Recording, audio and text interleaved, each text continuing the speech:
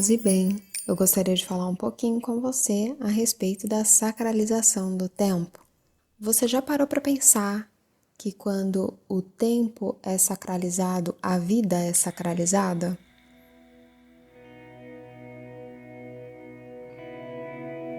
Eu acredito que todos nós estamos passando por um período em que a gente percebe que o tempo está escorrendo pelas mãos, muitas vezes gasto com coisas que não nos agradam quando a gente observa.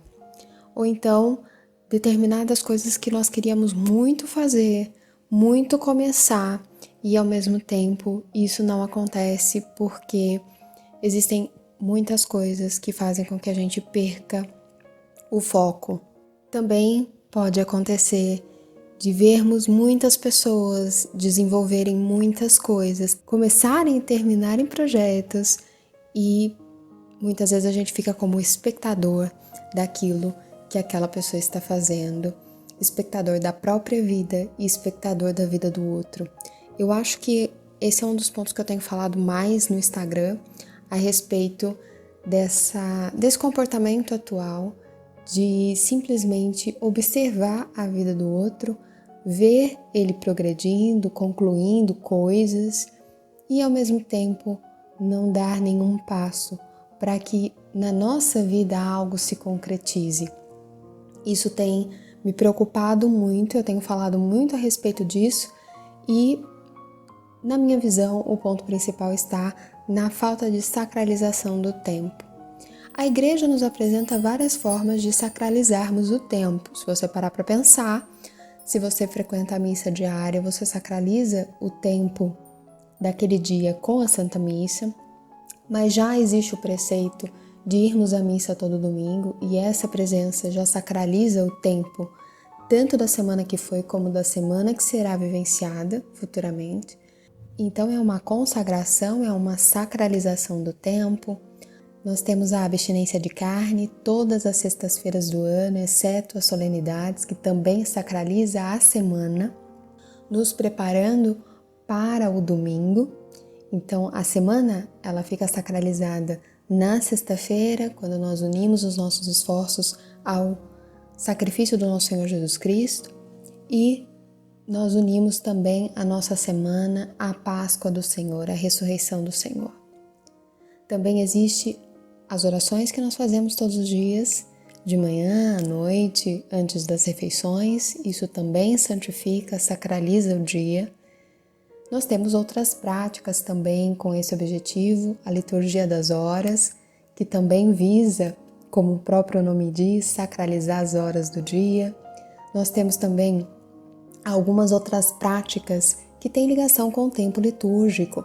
O tempo litúrgico que a igreja nos apresenta é uma forma de sacralizar o ano e principalmente o tempo da Quaresma, que é um tempo em que existe uma sacralização, uma consagração do ano. Você já parou para pensar a Quaresma dessa forma, nessa perspectiva? Eu acredito que isso muda completamente a nossa vivência desses períodos.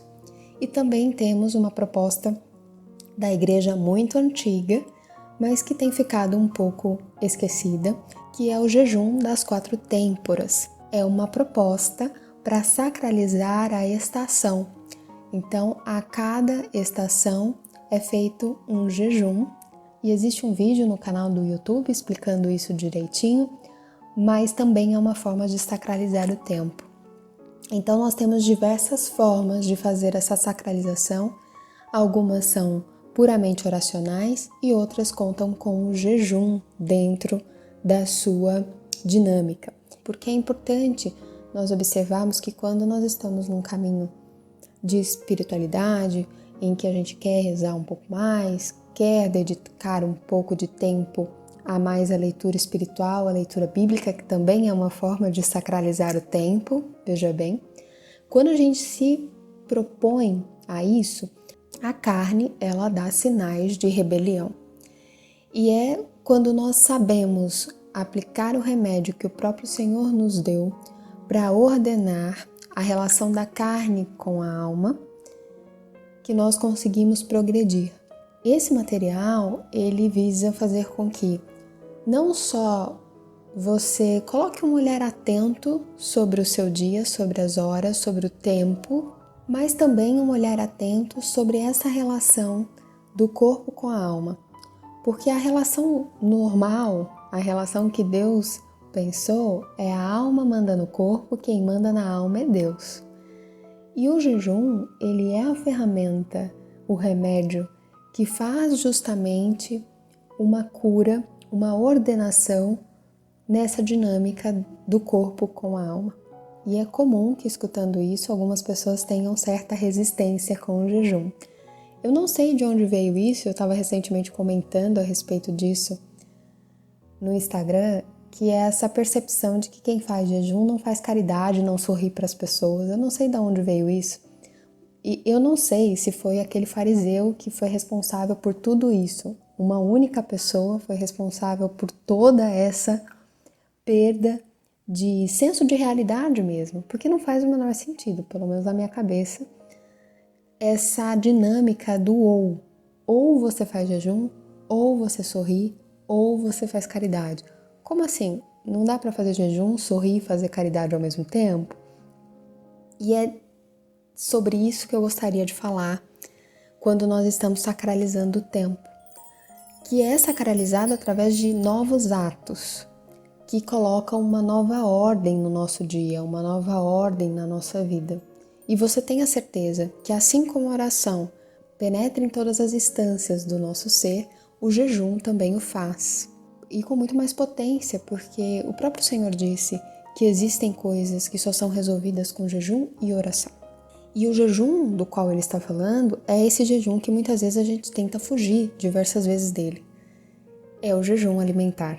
É o jejum de realmente colocar o corpo sobre uma situação que exige dele uma abnegação, um desapego, diante de algo que é para nossa sobrevivência. E aqui eu vou ter que compartilhar com você um dos ensinamentos mais interessantes dos padres do deserto.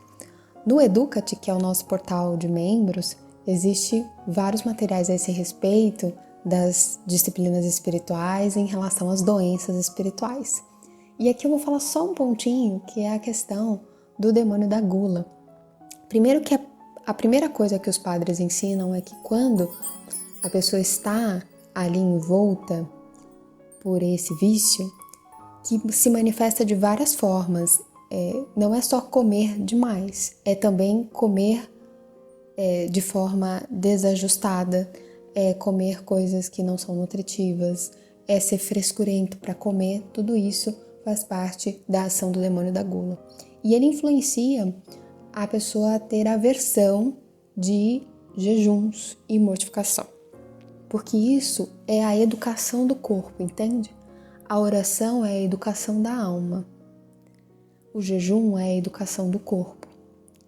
Então é natural que exista essa aversão, esse distanciamento, porque quando o corpo é educado, você consegue avançar no caminho de oração. Muitas vezes, o caminho de oração não vai para frente porque o corpo não está educado, e às vezes nem é a ação direta do demônio, é porque o corpo está se rebelando mesmo, ele não recebeu nenhuma estaca de mortificação. E é por isso que eu resolvi falar sobre esse ponto aqui, porque a sacralização do tempo ele tem uma relação profunda com o vício da preguiça, da procrastinação, e tudo isso tem relação com a falta de mortificação, com a falta de educação do corpo. E o jejum, ele entra como o grande educador do corpo, o grande ordenador da relação da alma com o corpo. E esse ponto é de suma importância porque a alimentação faz parte da nossa sobrevivência. Se você não comer, você morre depois de alguns dias. Então não é um jejum, ainda mais o canônico, em que você faz uma alimentação completa e 2 lanchinhos, enfim. Existem várias formas de jejum, mas nenhuma delas você vai morrer. E essa disciplina tem justamente a intenção de fazer com que você seja ajustado numa raiz no cerne da existência humana, que é a alimentação. Um dos, porque o segundo é a afetividade e a sexualidade, do qual depende a continuidade da espécie humana. E um tem relação com o outro. Então, se você tem problemas com a castidade, ou tem dificuldade com essa virtude, ou tem vícios nessa área, eu preciso te avisar que sem jejum vai ser muito difícil, porque precisa colocar o remédio certo no lugar certo. É por isso que a igreja nos apresenta momentos específicos para o jejum, mas aqui eu gostaria muito de te apresentar a generosidade cristã que soma atos de amor. Então, não só buscar colocar o jejum dentro da sua realidade de tempo litúrgico, que a igreja já nos coloca isso como preceito, mas também na sua disciplina espiritual mesmo, na sua vida. Isso vai equilibrar gradativamente o seu interior, a sua pessoa e todas as instâncias da sua vida. O terceiro ponto em relação ao jejum que eu gostaria aqui de apresentar para você é a questão de que você também precisa colocar o corpo dentro dessa realidade de busca de santificação, porque ele também será glorificado, ele também ressuscitará no fim dos tempos, nós ressuscitaremos em corpo e alma, ele precisa seguir esse caminho também. E quem faz que isso seja realizado é o jejum. Lembrando, estou aqui falando do jejum tradicional mesmo, do jejum alimentar. E acredito que seja importante eu fazer algumas distinções didáticas aqui, porque o uso desse termo para várias coisas tem confundido um pouco as pessoas, o que não é de se espantar. O jejum, ele é em relação à alimentação, a refeições mesmo. Quando você não está comendo um elemento da alimentação, por exemplo, a carne, isso é a abstinência. Você não está comendo doces, é a abstinência. Você não está tomando refrigerante, é a abstinência, ok? Existem jejuns em outras áreas, comportamentais, por exemplo? Existe, mas, novamente, é importante a gente sempre encarar tudo dentro da realidade de disciplinas espirituais baseado na generosidade e não na avareza, o que nos leva a somar atos de amor e não ficar numa dinâmica do ou isso, ou aquilo, como se você não pudesse fazer várias coisinhas ao mesmo tempo e entregar um ramalhete de flores ao Senhor de mortificação e penitência. Aqui também acredito que seja bom fazer uma distinção didática também. O jejum, a abstinência são formas de mortificação e penitência. Mortificação é quando nós equilibramos a nossa pessoa, as nossas mazelas, más inclinações, vícios e nos preparamos para o momento da tentação. Então é um treinamento. Essa mortificação, ela pode ser desempenhada todos os dias em coisas que não são nem jejum e nem abstinência. Por exemplo, sair da mesa sem estar completamente saciado. Isso é uma mortificação, não é jejum nem abstinência.